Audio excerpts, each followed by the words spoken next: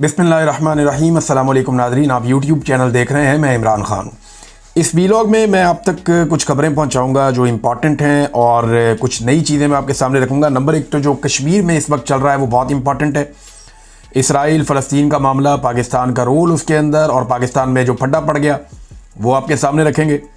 गंडापुर ने क्या किया, क्यों किया और अब इसका रिएक्शन क्या आने वाला है। दीगर भी कुछ खबरें हैं, लेकिन सबसे पहले जो कश्मीर के हालात हैं, जितने भी आज़ाद कश्मीर के शहरी हैं वो मुख्तलिफ शहरों से निकलकर बहुत बड़े पैमाने पर ग्रोहों की शक्ल में अब मुजफ्फराबाद की तरफ बढ़ रहे हैं और एक अजीब इत्तेहाद देखने में आ रहा है जो इससे पहले हमने नहीं देखा।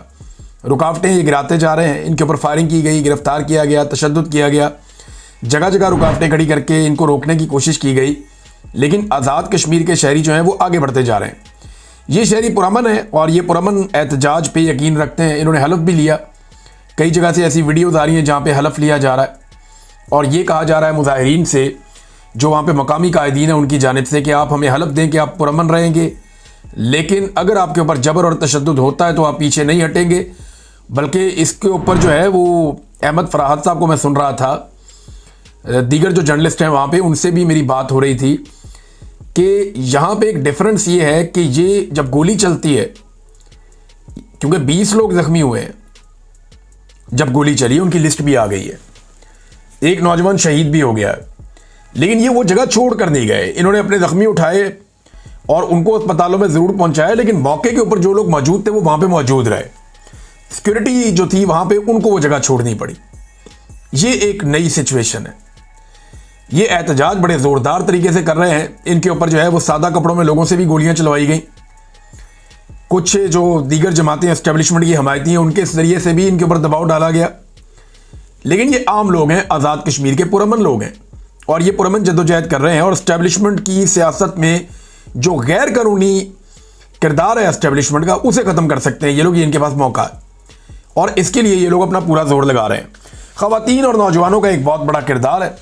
ख़वातीन जो हैं वो क्योंकि लोग बहुत बड़ी तादाद में निकले हैं तो इनके कोई स्पॉन्सर भी ऐसे नहीं है कि इनको बहुत सारा पैसा मिल जाए या इन्हें कोई स्पॉन्सर कर जाए, वहाँ देगे पक रही हो, खाने पके पकाए आ रहे हो, ये भी नहीं है।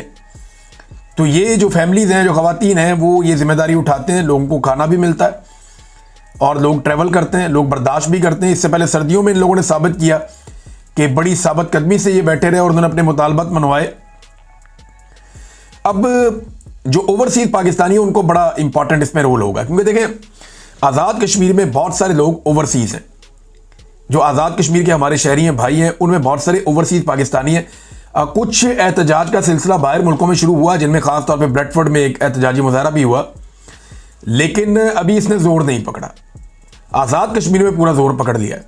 आज़ाद कश्मीर के जो शहरी हैं जो एहतजाज कर रहे हैं, अवामी एक्शन कमेटी के लोग, वो ये कह रहे हैं कि जो ओवरसीज पाकिस्तानी हैं वो अब आवाज़ उठाएं हमारे हक में और वो जोर लगाएं, हर जगह पे जाएं, दुनिया को बताएं कि हमारे साथ क्या हो रहा है। अगर हमारे साथ यहाँ पे कोई जुल्म होता है तो इसके ऊपर पूरी दुनिया में आवाज़ उठाएं, ताकि हुकूमत के ऊपर जो है वो एक प्रेशर रहे। तो कश्मीर की सूरत हाल पे हम नज़र रखेंगे, इस पर हम बात करते रहेंगे। अब आ जाए नाज़रीन, इसराइल और फ़लस्तीन वाला मामला जो है वो कहाँ तक पहुँचा। देखिए, डोनाल्ड ट्रंप ने जो मुआहदा किया इसके ऊपर तनकीद हो रही है और लगातार तनकीद हो रही है, और ये तनकीद हुकूमत के मुखालिफिन नहीं, हुकूमत के अपने लोग भी अब कर रहे हैं। पहले ख्वाजा साद रफ़ीक को सुन लेते हैं कि ख्वाजा साद रफ़ीक ने इसके बारे में क्या कहा।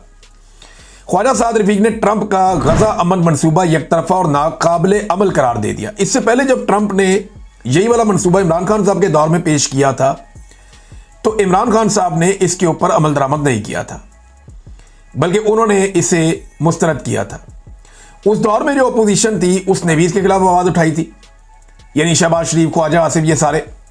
लेकिन बाद में क्या हुआ, अब जब ये हुकूमत में आ गए हैं तो ये लेट गए और ये जहां जहां सजदे कर रहे हैं ये इमरान खान की वजह से कर रहे हैं।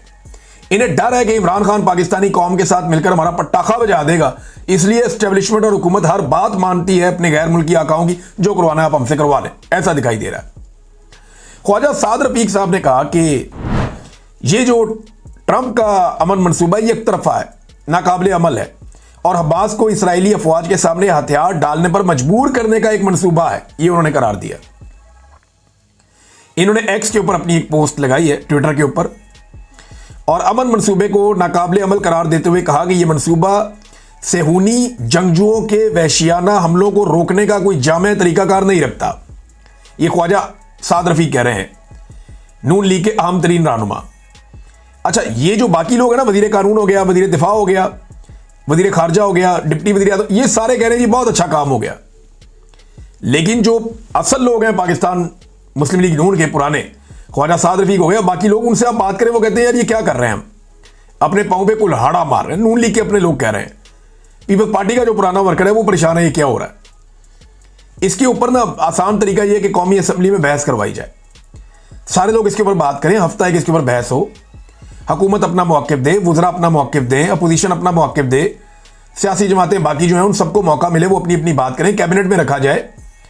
ये मुमकिन नहीं है ना कि एक वज़ीर आज़म या फील्ड मार्शल अपनी मर्जी से किसी मुआहदे का हिस्सा बन जाए, मुमकिन नहीं है, क्योंकि गवर्नमेंट की जो डेफिनेशन है उसमें पूरी कैबिनेट होती है और इतने अहम फैसले जो है वो पार्लियामान की मर्जी के बगैर नहीं हो सकते। तो आपको पार्लियामेंट के साथ चलना होता है, पार्लियामान को यह फैसला करना चाहिए, अवामी मुंतखब नुमाइंदों को यह हक मिलना चाहिए, किसी सरकारी ऑफिसर को नहीं मिलना चाहिए, वो तो तनख्वाह लेके काम कर रहा है, रिटायर हो जाएगा फिर पेंशन लेता रहेगा। तो अवामी मुंतखब नुमाइंदों ने अवाम को जवाब देना, तो उनको यह मौका मिलना चाहिए। वैसे उसूल तो ये है। अब इस मुआहदे के ऊपर जनाब तनकीद हो रही है, ख्वाजा साहब ने कुछ और मशवरे भी दिए हैं कि जनाब इसके अंदर क्या किया जाना चाहिए, लेकिन उन्होंने कहा यह काबिल अमल नहीं है और यकतरफा मनसूबा है। एक तरफ देखें, हमारे जो लीडर हैं वो जो इस वक्त हुकूमत में मौजूद हैं वो मंजन बेच रहे हैं कि जनाब हम फ़लस्तीनियों के साथ बहुत ज़ोर से खड़े, लेकिन सेनेटर मुश्ताक जो हैं वो समंदर के अंदर ट्रैवल कर रहे हैं और गजा के बहुत करीब पहुंच गए हैं कि हम इसराइल का जो घेरा वो तोड़ेंगे। बल्कि आखिरी जो उन्होंने वीडियो बनाई उन्होंने बताया कि जनाब हमें अब इसराइली जहाज़ नज़र आ रहे हैं, उनके जो है फ़ोन हैक कर लिए गए हैं, साइबर अटैक्स उनके ऊपर हो रहे हैं, ड्रोन्स जो है वो उनके ऊपर मंडलाते रहते हैं। तो बार बार उनको अपने आप को, मौसम की सख्तियाँ उन्होंने देखी हैं। हिम्मत है वैसे मुश्ताक अहमद साहब की, ये बड़ा कठिन सफ़र करते हुए वो एक फ्रीडम मिशन लेकर जा रहे हैं गजा की जानिब, और वो इस घेरे को तोड़ के अंदर दाखिल होना चाहते हैं। अल्लाह ताला उन सब की हिफाजत करे। बाकी हुकूमतें तो इस पर बात कर रही हैं, लेकिन पाकिस्तान की हुकूमत इस पर भी बात नहीं कर रही, और ये ज़बानी कलामी जो है वो बने हुए हैं खैर खा फ़लस्तीनियों के। इससे पहले फ़लस्तीनियों का झंडा जिसने भी पाकिस्तान में उठाया, पाकिस्तान की रियासत ने उसको बहुत मारा। ये गुज़िश्ता चंद सालों की मैं आपको बात बता रहा हूँ, बहुत मारा। ख़ास तौर पे जब से फील्ड मार्शल आसिम मुनीर साहब आए या जनरल बाजवा साहब भी थे जब, तो इन्होंने बहुत मारा। जो भी फ़लस्तीन का नाम लेकर बाहर निकला उसके ऊपर इन्होंने अटैक किया।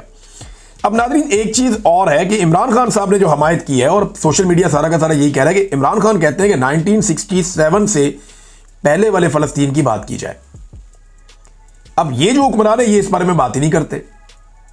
हालांकि अब तक डोनाल्ड ट्रंप का जो मनसूबा सामने आया उसके अंदर कहीं पे भी फ़लस्तीन को एक रियासत के तौर पे तस्लीम किया जाना है ही नहीं।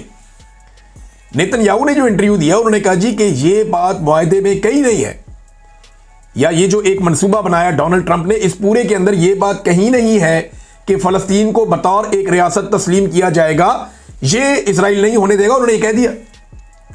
दूसरा उन्होंने कहा कि हम गजा में से अपनी फोर्सेस भी नहीं निकाल रहे। अब तक के लिए इतनी, अपना ख्याल रखिएगा, अपने चैनल का भी। अल्लाह हाफ़िज़।